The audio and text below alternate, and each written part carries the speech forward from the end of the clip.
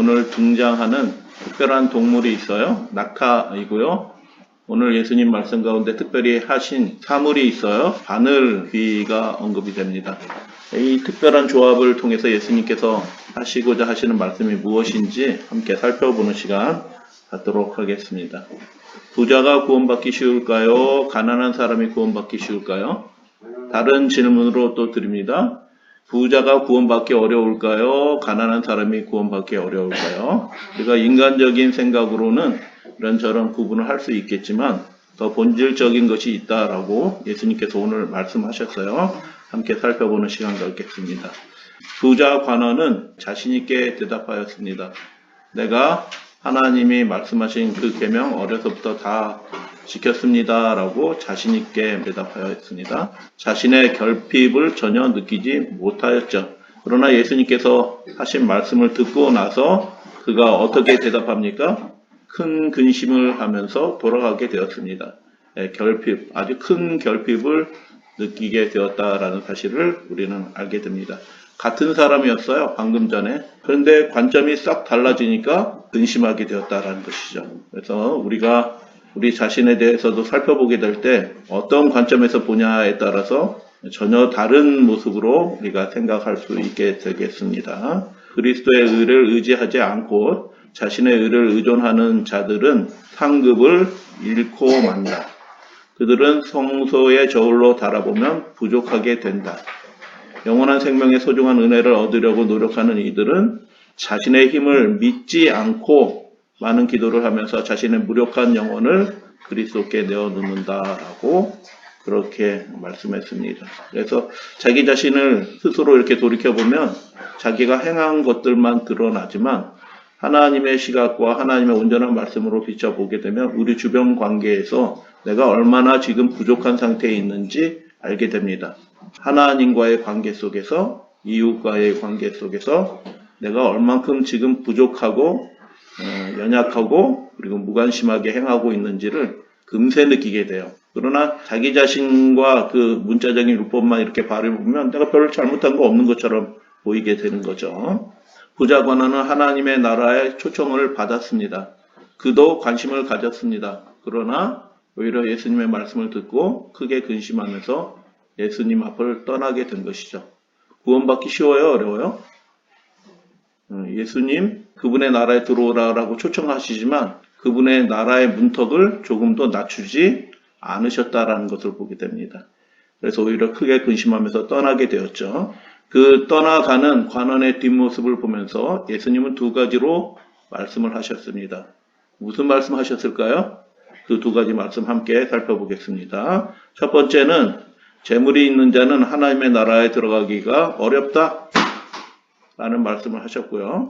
두 번째는 진실로 진실로 너희에게 이르노니 하나님의 나라를 위해서 집이나 아내나 이렇게 버린 자는 현세에도 여러 배를 받고 내세에 영생을 반드시 받게 될 것이다 라고 두 가지 것을 말씀하셨어요. 부자 관원이 와서 물어본 질문이 뭐였어요? 내가 무엇을 하여야 영생을 얻으리까 라고 그렇게 말씀하셨어요. 부자 관원은 이 대답을 듣지 못하고 그 영생의 문턱에서 그냥 돌아간 것입니다.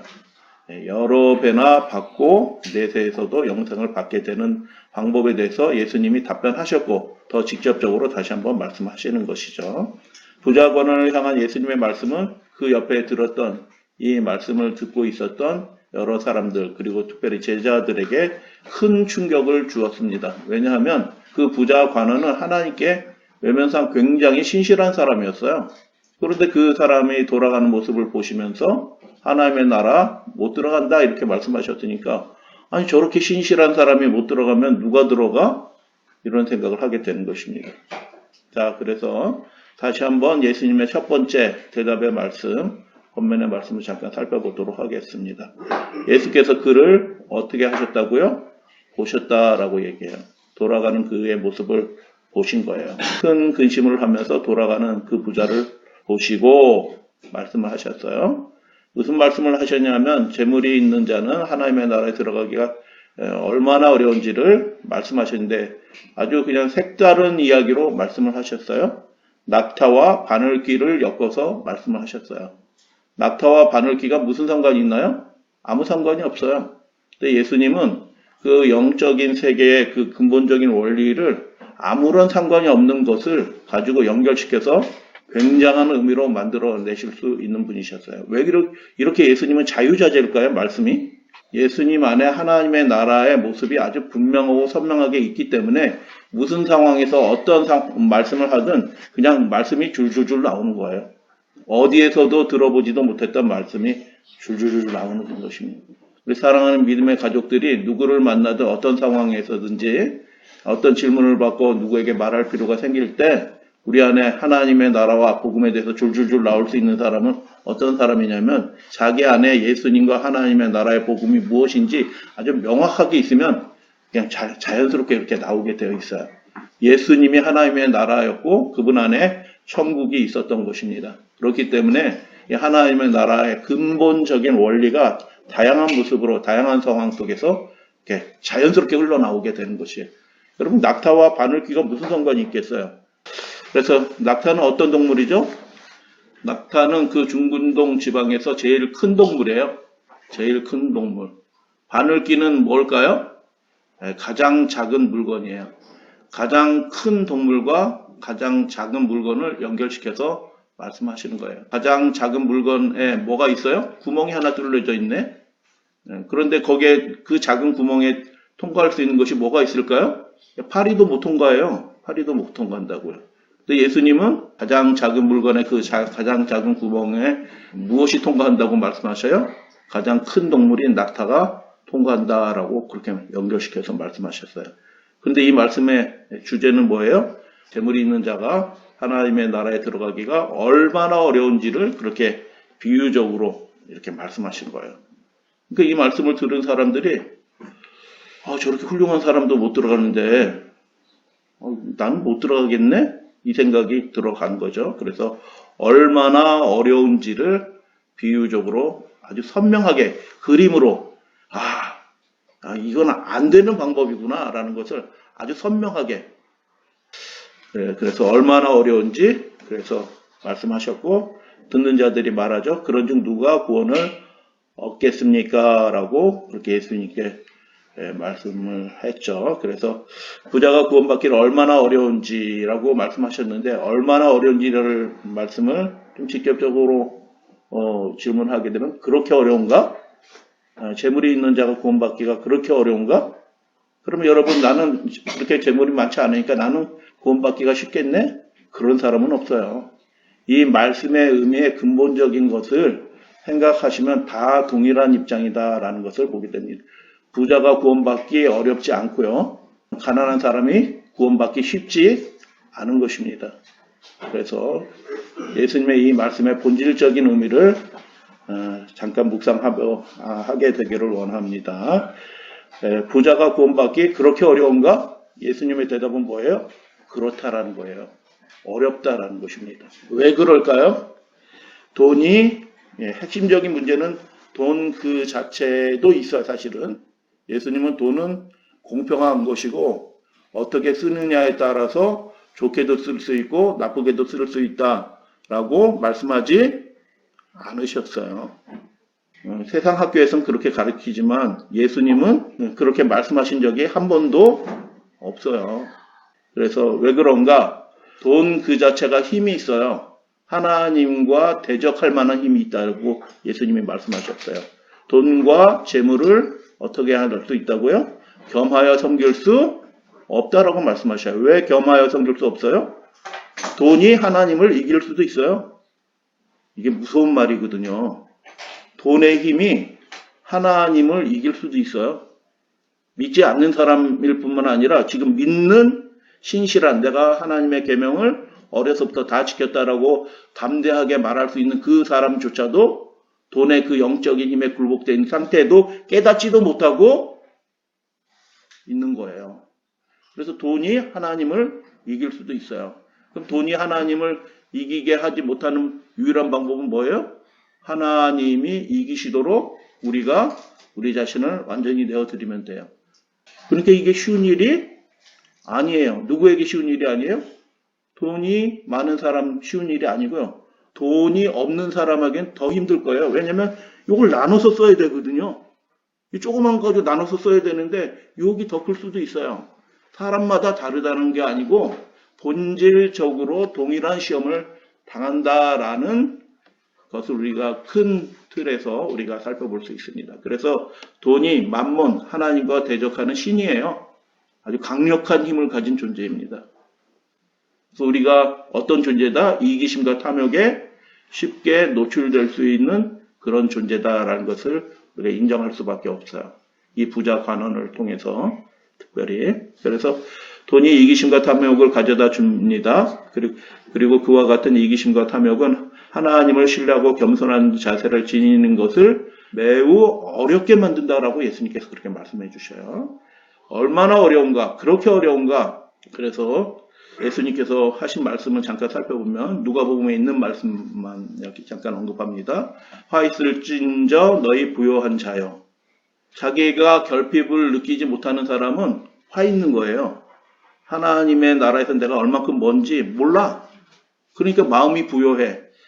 예수님이 이렇게 말씀하셨어요. 모든 탐심을 물리치라 라고 하시면서 비유로 말씀을 들려주셨는데 무슨 말씀을 들려주셨어요? 어리석은 부자의 비유. 내가 이렇게 하리라 하는데 그날 밤에 생명이 주님께로 돌아가는 이야기. 자기를 위해서 재물을 자꾸 쌓아두는 사람들, 이런 사람들이 운명이 이렇게 될 것이다 라고 예수님이 그렇게 말씀하셨어요. 지금 예수님의 말씀 가운데서 재물에 대해서 긍정적으로 얘기하는 부분들이 있어요? 없어요. 그러나 긍정적으로 얘기하는 딱 한마디의 말씀이 있네요. 그게 뭘까요? 누가복음 16장 불의한 청지기의 비유를 통해서 그 불의의 재물이 하나님의 뜻을 위해서 우리가 사용하게 될 때 그게 긍정적으로 사용되는 거잖아요. 좋은 뜻을 위해서 사용되는 딱 한 사례를 말씀하고 그게 하나님 사귀는 방법이다. 재물을 사용해서 하나님을 사귈 수 있다라고 말씀하시는 딱 한 구절 외에는 예수님이 다 재물에 대해 부정적으로 말씀하신 것입니다. 그렇게 어려울까? 왜 어려운가? 재물을 추구하는 것은 하나님을 신실하게 의지하는 것에서 벗어날 수 있게 만든다는 거예요. 그런 가망성이 있게 만든다는 것이죠. 재물을 추구하는 사람은 돈 많은 사람만 추구하나요? 돈 없는 사람도 가난한 사람도 재물을 추구해요. 그러니까 모든 사람이 사실상 동일한 영적인 도전에 처해 있다. 누가복음 8장 가시 떨기에 떨어졌다는 것은 말씀을 들은 자이나 지내는 중 이생의 염려와 무엇? 재물의 기운이 막혀서 온전히 결실하지 못하는 사람이다. 자, 누가복음 12장 33절 함께 읽어보겠습니다. 너희 소유를 팔아. 시작. 너희 소유를 팔아 구제하여 거치지 아니하는 배낭을 만들라. 끝까지. 너희 소유를 어떻게 하라고요? 자꾸 쌓아두라. 더 많이 만들어라. 이렇게 하지 말고 팔아서 나눠주라라고 예수님께서 거듭 말씀하신 것을 보게 돼요. 그때에만 우리가 하나님 안에서 자유롭게 되고 안전하게 되는 것이에요. 그래서 필요에 따라서 우리의 굽어진 손이 이렇게 자연스럽게 펴질 수 있는 사람이 자유로운 사람이에요. 재물이 있는 곳에 너희 마음도 있다. 우리 재물이 어디 있어요? 저 땅에 있어요. 건물에 있어요. 어디에 있어요? 그러면 내 관심이 어디 있다는 거예요? 땅에 있고 어디 건물에 있고 무엇에 있고 그렇게 되는 것이죠. 왜 부자는 자신 속에 있는 이기심과 탐심을 보지 못했을까요? 똑같은 이유일 수도 있지만 세 가지로 말씀드릴 수 있어요. 진리이신 예수님을 만나기 전에는 전혀 보지 못했어요. 왜 그랬을까요? 세 가지 이유가 있을 거라고 생각이 들어요. 부는 하나님의 축복, 인정의 상징으로 그 당대 사람들은 생각했어요. 특별히 바리새인들은 그렇게 생각했죠. 보통 사람들의 상식적인 생각, 저렇게 잘 되는 사람이 나쁜 사람일 수는 없지요. 왜냐하면 그 당시 사회가 신앙인 사회인데 신앙인 국가인데 저렇게 잘 되는 사람이 하나님께 축복을 받아서 잘 된 거지 라는 생각을 하게 되는 거죠. 세 번째는 피상적인 방법으로 성경을 읽으면 성경에 신실한 하나님의 부자들이 하나님께 복을 많이 받더라 라고 생각하고 성경 한쪽만 보고 그렇게 판단할 수도 있다라는 것이에요. 여러분 성경이 하나님의 말씀이 부에 대하여 어떻게 말씀하시는가? 정말 부요함이 하나님이 그를 인정하신다는 것에 표지처럼 말하는 경우들이 종종 있어요. 하나님의 말씀에. 신명기 8장 너희가 번성할 것이다. 내 말대로 하면. 신명기 26장 나눠주는 사람이 될 것이다. 그래서 어떻게 살라? 잠언 6장 부지런히 살아야 된다. 손이 부지런한 자는 부하게 일반적인 하나님의 원리예요. 일반적인 하나님의 원리란 말이죠. 일반적인 하나님의 원리. 그래서 열심히 사는 사람 부자가 되는 것이고 그것이 하나님의 일반적인 원칙에 대한 하나님의 인정의 표시가 되는 것이죠. 실제로. 그 성경의 신실한 부자들 대표적인 사람 아브라함과 이삭과 야곱. 부자 가문이에요. 부자 가문. 신앙 가문이기 전에 부자 가문이라고요. 그래서 성경에서 부를 하나님의 축복처럼 인정처럼 말하는 것으로 보여요. 하나님의 말씀을 따라. 그러나 그렇지 않은 말씀이 굉장히 또 많이 있다. 라는 것을 우리가 살펴보게 됩니다. 잠언 28장 가난하여도 가난한 거 좋은 거예요? 나쁜 거예요? 아까 그 말씀에 의하면 그 사람에게 뭐 문제가 있는 거예요. 왜 가난해졌어요? 뭐 문제가 있으니까 가난해졌지. 그런데 이 부분에서 가난에 대해서 뭐라고 얘기해요? 부정적으로 얘기하지 않아요. 가난하여도 성실하게 행하는 자는 부유하면서 굽게 행하는 자보다 나으니라 라고 그렇게 말씀하시는 거예요. 지금 뭐에 대해서 부정적이에요? 그 부 자체에 대해서 관련하여 부정적인 말씀을 주시는 거예요. 잠언 30장 나를 가난하게도 마옵시고 부하게도 마옵시며 혹 내가 배가 불러서 하나님 하나님 제가 잘 믿습니다 이렇게 말은 하는데 실제로 갈급하게 하나님을 추구하지 않을 수 있다라는 거예요. 갈급함이 없어져요. 하나님에 대한 갈급함. 안일함에 떨어지고 잘못 섬긴 게 없는 것처럼 보이는 이 부자 관원의 모습처럼 될 수도 있어요. 내가 배불러서 하나님을 모른다. 여호와가 누구냐 할까 하며 그러면 가난한 건 좋냐? 가난한 거 그렇게 좋은 거 아니다. 왜냐하면 연약한 모습들이 오히려 가난할 때 더 많이 드러날 수 있다. 그렇기 때문에 부자나 가난한 자나 누구를 의지하지 않으면 하나님을 전적으로 의지하지 않으면 그 사람이 구원받을 수 있는 희망이 있다 없다? 조금도 없다는 뜻이에요. 예수님의 지금 말씀의 의도가. 그래서 예수님께서 구원의 문턱을 높이지도 않으시고 낮추지도 않으셔요. 딱 그 수준으로 늘 말씀을 하시는 거예요. 여러분 우리가 평생을 잘 살았는데 천국에 들어가지 못하고 하나님께 인정받지 못한다고 하면 무슨 소용이 있겠어요? 아무 소용이 없어요. 그렇기 때문에 여러분 예수님이 하신 이 말씀 진실로라고 말씀하셨어요. 이거 외에 다른 거 없다라는 말씀이에요.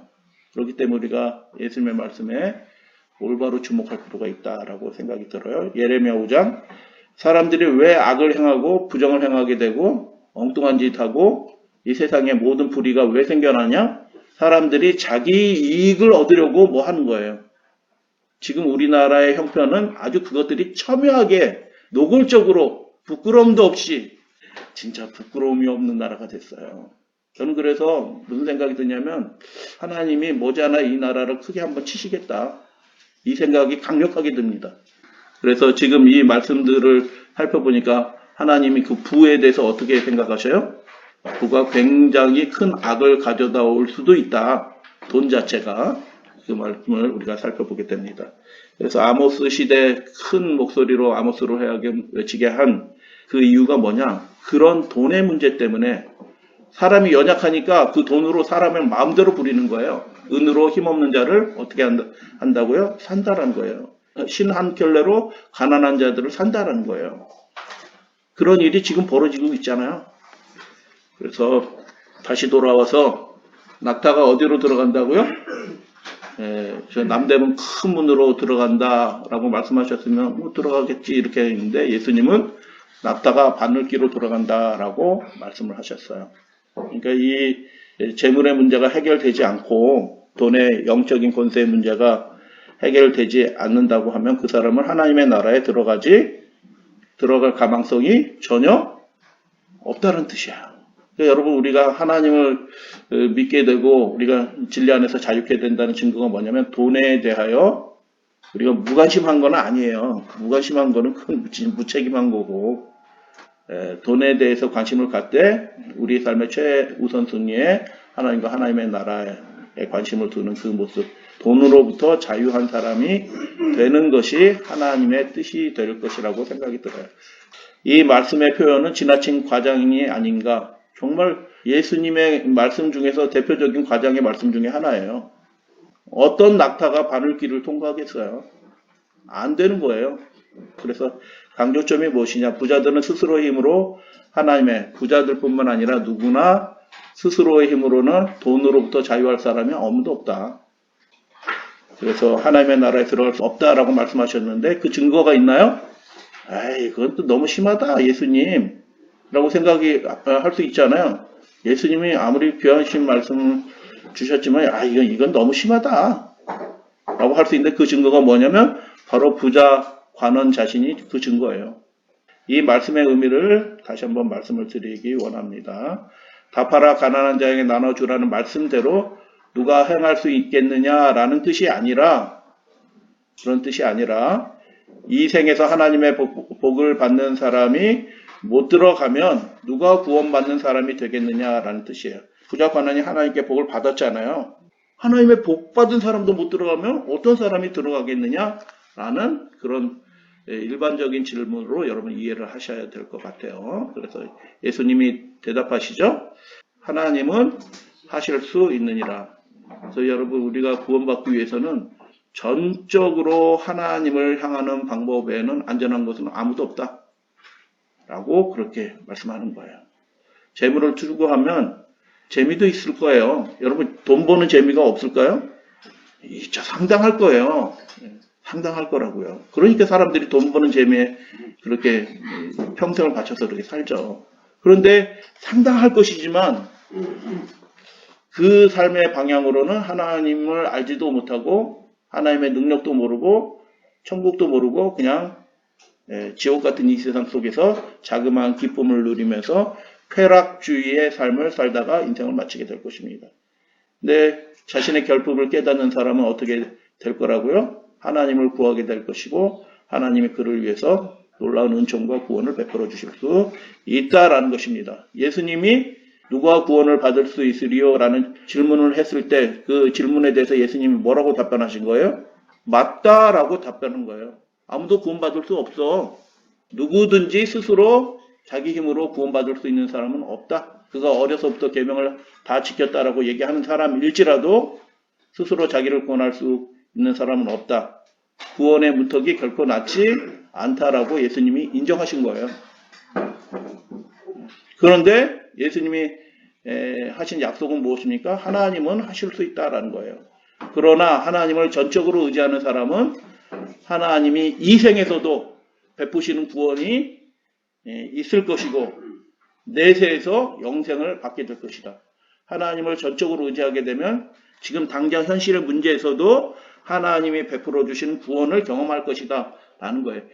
그래서 베드로가 그 말씀을 들으면서 한 말씀을 딱 했죠. 한 말씀을. 근데 보시옵소서 우리가 우리 것을 다 버리고 주를 따랐나이다 라고 그렇게 얘기해요. 지금 재물과 이 세상 사물에 대해서 이야기를 하고 있으니까 그때 베드로가 우리 것을 무엇을? 우리 것을 것은 뭐예요? something이에요. something 소유한 것이고 물건이고 그가 얘기하면 그물을 버려두고 배와 그물을 버려두고 예수님을 따랐잖아요. 큰 희생을 한 거예요. 하나님의 나라를 위해서 선택한 것이죠. 그때 예수님이 이 말씀을 부정할까요? 인정할까요? 인정하시지만 완전히 긍정하시지도 않으셨어요. 예수님의 대답이 뭐였어요? 맞다. 너희들은 영생을 상속받을 거다라고 예수님이 그렇게 말씀하셨어요? 아니요. 예수님은 그 부자 법관에 대한 말씀에서 구원의 문턱을 이렇게 높여놓으셨는데 제자들이 한 말씀, 이제 베드로가 대표로 한 이 말씀을 듣고 구원의 문턱을 더 높여놓으셨어요. 구원 받을 사람이 아무도 없게 만들어 놓으셨다고요. 뭐라고 대답하셨어요? 이르시되 진실로 너희에게 이르노니 하나님의 나라를 위하여 버려야 된다는 거예요. 버릴 수도 있어야 된다는 뜻이에요. 뭘 버려요? 앞에는 물건을 버려야 했지만 여기는 사람을 버려요. 소유가 아니라 사람을 버릴 수도 있게 될 것이다. 라고 그렇게 말씀하시는 거예요. 하나님의 나라의 일을 하다 보면 내 가족의 일을 어떤 부분 돌보지 못할 수 있는 상황도 생겨요. 그때 어떻게 해요? 우리 가족끼리 즐거운 시간을 위해서 하나님의 일은 포기하는 그런 사람들은 하나님의 나라 절대로 못 들어간다는 뜻이에요. 그 사람이 경건한 사람일지라도. 예수님의 말씀이 뭐예요? 우리는 우리의 소유를 버렸습니다. 라고 얘기하니까 사람도 버려야 할지니라 라고 그렇게 말씀하시는 거예요. 여기서 집은 이렇게 물리적인 공간으로서의 집이 아니라 사람을 얘기하는 대표 명사예요. 다윗의 집, 다윗의 사람. 집 또는 아내와 그렇게 설명을 하는 거예요. 아내와 형제나 부모와 자녀를 어떻게 된다고요? 어떤 부분? 하나님의 나라를 위해서 이렇게 미워서 버리는 거 아니잖아요. 그죠? 두 일을 동시에 할 수 없는 상황이 생길 때 하나님의 나라를 위해서 내 삶을 드리기 위해서 그렇게 하는 거예요. 근데 하나님의 나라의 일에 관심이 없으면 이게 항상 우선순위를 차지하게 될 거예요. 항상. 근데도 자기는 어떻게 생각해요? 내가 여태까지 예배 드려오고 헌신하고 또 그 모든 것들이 다 그 행위만 보이고 내가 어려서부터 하나님께 진실하게 충성되게 잘 살았어요 라고 그렇게 말하는 사람이 될 거예요. 어느 사람에게나 예수님의 요구를 따르는 것은 불가능한 것처럼 보이는 것을 예수님이 불가능한 것을 요구하는 것처럼 보여요. 육신적으로 보게 될 때, 육신적으로 보게 될 때. 그게 축복의 말씀처럼 안 들리고 그렇게 하면 어떻게 사나 나는 이 생각이 들게끔 그런 요구를 하신다고요, 예수님이. 그래서 그런 예수님의 말씀이 무엇을 의도하는지 잘 깨닫고 그것이 우리의 구원과 축복을 위해서 하신 말씀이다라는 것을 우리가 인정하고 모험하고 받아들이게 될 때 반드시 하나님께서 축복을 주실 것이다 라는 것을 여러분 믿으시게 되길 바랍니다. 그래서 예수님이 그런 전적인 굴복과 헌신을 그 제자들과 하나님의 백성들에게 요구하고 있어요. 지금도 마찬가지예요. 지금도 그렇게 마찬가지예요. 예수님이 극단적인 과정법으로 이 말씀을 주셨지만 예수님이 그게 할 수 없는 거라고 말씀하지 않으시고 뭐라고 말씀하셨어요? 무릇 사람이 할 수 없는 것을 하나님은 하실 수 있게 해주신다라고 그렇게 말씀하셨어요. 이게 안 되는 게 아니에요. 우리가 훈련받고 경건의 생활을 그렇게 하게 되면 그 일들이 우리의 약속 가운데 이루어질 수 있다라고 약속해 주신 대로 우리의 삶이 그렇게 되기를 원합니다. 할 수 없다라는 헬라어 단어가 뒤나타예요. 뒤나타. 어디에 타? 뒤나타. 할 수 없다. 뒤나타. 할 수 있느니라 라는 말은 무슨 뜻이에요? 뒤나타. 그래서 여러분 우리가 할 수 있게 해주시는 하나님이 계시다라는 것을 믿고 하나님을 그렇게 전적으로 의지하시는 믿음의 가족들 되어주시기를 주님의 이름으로 축복하면서 오늘 말씀을 마치도록 하겠습니다.